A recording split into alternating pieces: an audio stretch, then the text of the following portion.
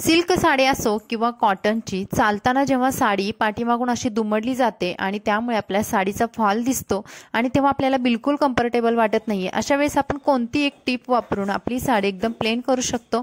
तर या टिपने तुमची साडी बिलकुल पाठीमागं दुमडली जात नाहीये. नमस्कार, पुन्हा एकदा स्वाती स्टाईलमध्ये मनापासून स्वागत. आजच्या व्हिडिओमध्ये आपण बघणार आहोत सिल्कची साडी असो, कॉटनची किंवा कोणत्याही प्रकारची साडी जेव्हा नेसल्यानंतर पाठीमागून दुमडते आणि आपल्याला बिलकुल कम्फर्टेबल वाटत नाहीये, अशा वेळेस एक छोटीशी टिप आहे की जी करून तुम्ही तुमची साडी आहे तशी ठेवू शकता. यासाठी बघा, मी सिल्कची साडी घेतलेली आहे आणि पेटीकोट घातलेला आहे. आता बऱ्याचशा मैत्रिणींकडे शेपवेअर वगैरे नसतो, तर त्यावेळेस तुम्ही पेटीकोटमध्ये जर तुम्हाला कम्फर्टेबल वाटत असेल तर तुम्ही पेटीकोटवरती आरामशीर साडी छान अशी नेसू शकता. साडीवरती घालायचे सँडल किंवा चप्पल ते आपल्याला अगोदर घालायचे आहेत आणि त्यानंतर आपल्याला साडी नेसायला सुरुवात करायची आहे. आता ही सिल्क साडी आहे बघा, साडी नेसताना सुरुवातीला आपल्याला उजव्या साईडवरून खोचायची आहे आणि साडी आपल्या जमिनीला टेकणार आहे त्याच्यापेक्षा थोड्याशा वरच्या अंतरावरती ठेवून साडी नेसायची आहे. म्हणजे अगदीच आपल्याला जमिनीला टेकवायची नाहीये किंवा अगदीच वरती पण ठेवायची नाहीये. त्यानंतर साडी पाठीमागून अशी खोचून घेतल्यानंतर आता आपण पदर करणार आहोत. पदर छान असा पाठीमागून गोळा करून आणायचा आणि आपल्या डाव्या खांद्यावरती ठेवायचा. आता साडीमध्ये जेव्हा आपल्याला उंच दिसायचं असतं, सुंदर दिसायचं असतं आणि बारीक सुद्धा दिसायचं असतं, अशा वेळेस तुमची पदराची उंची गुडघ्यापेक्षा जास्त असायला हवी, म्हणजे गुडघ्याच्या खाली तुमचा पदर यायला हवा. आता आपण पदराची मेजरमेंट झाल्यानंतर मी बघा माझ्या डाव्या पायावरती साडीचा काही भाग खोचून घेतला आणि त्यानंतर पदर करते. या एका छोट्या टिपमुळे काय होईल की तुम्हाला पदर किती उंचीचा बनवायचा आहे हे तुमच्या लक्षात येईल आणि तुमचा वेळ सुद्धा वाचेल. कधी कधी आपण काय करतो की जास्त उंचीचे पदर किंवा कमी जास्त होत राहतो, त्यामुळे आपला टाइम जातो. पदर बनवताना नेहमी मोठी जी बॉर्डर आहे, म्हणजेच वरची जी बॉर्डर येणार आहे, वरची पदराची निरी येणार आहे, ती आपल्याला थोडी मोठी बनवून घ्यायची आहे आणि त्यानंतर आतमधल्या अशा ज्या प्लीट्स आहेत किंवा निऱ्या आहेत त्या छोट्या बनवायच्या आहेत. या छोट्या टिपमुळे काय होईल की तुमच्या आतमधली जी पदराची एखादी प्लीट कमी जास्त झाली असेल तर ती तुमच्या वरच्या प्लीटच्या खालून बाहेर दिसणार नाहीये, म्हणजे तुमची वरची प्लीट आहे ती फक्त प्लेन दिसेल. त्यानंतर सिल्कची साडी असो किंवा अशी जेव्हा साडी फुगणारी साडी असते, अशा वेळेस तुम्हाला हाताने छान प्रेस करायचे आहे.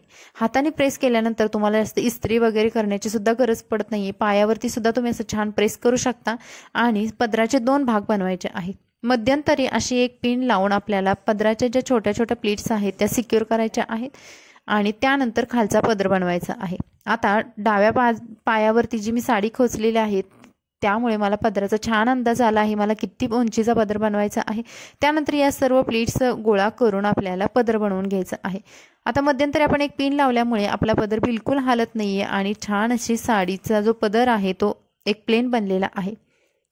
ब्लाउज सोबत साडी पिन करण्या अगोदर आपल्याला ब्लाउजवरती येणाऱ्या ज्या प्लीट्स आहेत त्या हाताने छान अशा करून घ्यायच्या, प्रत्येक प्लीट सेपरेट करून घ्यायचे आणि मगच आपल्याला या प्लीट्स आपल्या ब्लाउज सोबत सिक्युअर करायच्या आहेत. आता ब्लाउज नॉटचे वापरत असाल तर नॉट जिथे आहे तिथे तुम्ही तुमचा पदर ब्लाउज सोबत सिक्युअर करू शकता, नाहीतर तुमचा हात जेवढा पाठीमागे जातो तेवढ्या अंतरावरती तुम्ही ब्लाउज सोबत साडी सिक्युअर करू शकता.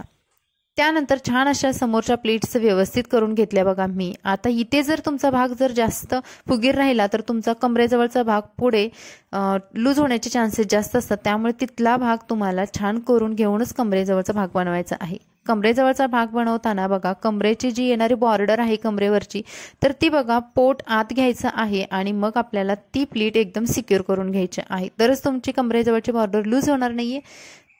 त्यानंतर सिक्युअर झाल्यानंतर तुम्हाला जर डाव्या पायावरती छान अशा प्लीट्स हव्या असतील तर तुम्ही ही टेक्निक वापरा. बघा मी थोडासा साडीचा भाग उचलला आणि तिथे 1-2 प्लीट्स करून मगच माझ्या उजव्या पायावरती खोचून घेतला. त्यानंतर आपल्याला करायच्या आहेत निऱ्या. आता निऱ्या करताना मध्यम साईजच्या बनवा, म्हणजे जास्त मोठ्या किंवा छोट्या बनवू नका. मध्यम साईजच्या निऱ्या खूप सुंदर दिसतात आणि भरपूर साऱ्या निऱ्या पडतात. त्यानंतर आपल्याला वरची जी प्लीट आहे ती लगेचच इतर प्लीट सोबत गोळा करून घ्यायची नाहीये, तर ती प्लीट आपल्याला खोलून जो एक्स्ट्रा राहिलेला साडीचा भाग आहे जो आपल्या उजव्या पायावरती येतो आणि फुगतो, तर तो घेऊन आपल्याला बघा अशी एक मोठी प्लीट बनवायची आहे. तुम्हाला मी दाखवली व्हिडिओमध्ये, इतर प्लीट्सपेक्षा ही प्लीट खूप मोठी मी बनवलेली आहे. त्यानंतर सर्व प्लीट्स एकावरती एक न ठेवता अशा थोड्याशा गॅपने ठेवा, थोड्याशा अंतराने ठेवा. मी तुम्हाला व्हिडिओमध्ये दाखवलं तर बघा किती असं मी प्रत्येक प्लीट माझी सेपरेट दिसते आणि या सर्व प्लीट्स आपल्याला एका पिनाने सिक्युअर करायच्या आहेत. पिन लावताना उभी न लावता आडवी लावून घ्या, म्हणजे तुमच्या ज्या प्लीट्स आहेत साडीच्या निऱ्या आहेत त्या एकदम सेपरेट राहतील. आता वरती पिन लावल्यामुळे आपल्याला खालच्या निऱ्या करणं खूप सोपं जातं। काही अंतरावरती सर्व निऱ्या गोळा करून मी एक चिमट्याने सिक्युअर केल्या। त्यानंतर आपल्याला हे साडीचे जे फुगणारे खालचे काठ आहेत तर ते हाताने गोळा करायचे आहेत छान, आणि दोन्ही हाताने वरच्या साईडला घेऊन छान असे प्रेस करून घ्यायचे आहेत। कारण काठपदरच्या साड्या असो किंवा सिल्क साड्या असो ज्यामध्ये प्रेसिंग खूप महत्त्वाचं आहे। जसं तुम्ही छान जेवढं प्रेस कराल तेवढी तुमची साडी आहे तशी राहते। त्यानंतर ह्या सर्व प्लीट्स आपल्याला खोचून घ्यायच्या आहेत। तुम्ही बघाल उजव्या साईडला कुठेही एक्स्ट्रा भाग राहिलेला नाही आणि माझी साडी किती सुंदर नेसून झालेली आहे। तर अगदी कमी वेळामध्ये तुम्ही छोट्या छोट्या टिप्स वापरून तुमची साडी एकदम सुंदर पद्धतीने आणि परफेक्ट नेसू शकता। डाव्या पायावरचा भाग सुद्धा तुम्ही बघाल किती छान प्लीट्स पडलेले आहेत। आता आपण साडीचा मेन भाग बघूयात जो की आपल्या साडीला प्रॉब्लेम होतो। जेव्हा आपण अशा पद्धतीच्या काठपदराची साडी नेसून चालतो आणि पाठीमागून जेव्हा साडी दुमडली जाते आणि आपल्या पायावरती जो विचित्र भाग तयार होतो आणि आपला फॉल सुद्धा दिसतो, अशा वेळेस आपण 1-2 सेकंदाची ट्रिक वापरणार आहोत की ज्यामुळे तुमची साडी कितीही तुम्ही चालाल काय अक्षरशः पळाल तरी सुद्धा बिलकुल मागून उचलली जाणार नाही किंवा दुमडली जाणार नाहीये। तर यासाठी काय करायचं आहे, जिथे आपली साडी फोल्ड होते तर आपल्या डाव्या पायावरचा जो साडीचा भाग आहे आणि त्याच्यासोबत पेटीकोट सोबत आपल्याला एक पिन लावून घ्यायची आहे।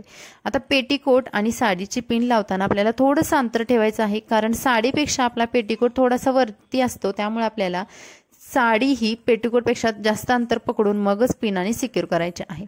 आता अशा पद्धतीने आपल्याला 2 पिन लावायच्या आहेत, एक डाव्या पायावरच्या साईडला आणि एक उजव्या पायावरच्या साईडला। तिथे सुद्धा अशा 2 पिन्स लावून तुम्ही आता बघाल जर तुम्ही पळाल चालाल काही जरी तुम्ही किती जरी कामं केली किती फास्ट चाललात तरी तुमची साडी मागून अजिबात उचलली जात नाही किंवा दुमडली जात नाहीये। तुम्हाला मी व्हिडिओमध्ये अगदी स्पष्ट दाखवलेलं आहे आणि ही एक टेक्निक आहे ज्यामुळे तुम्ही तुमची साडी छान अशी आहे तशी ठेवू शकता। तर मैत्रिणी व्हिडिओ आवडला तर लाईक करा, चॅनलला सबस्क्राईब करा। भेटून नवीन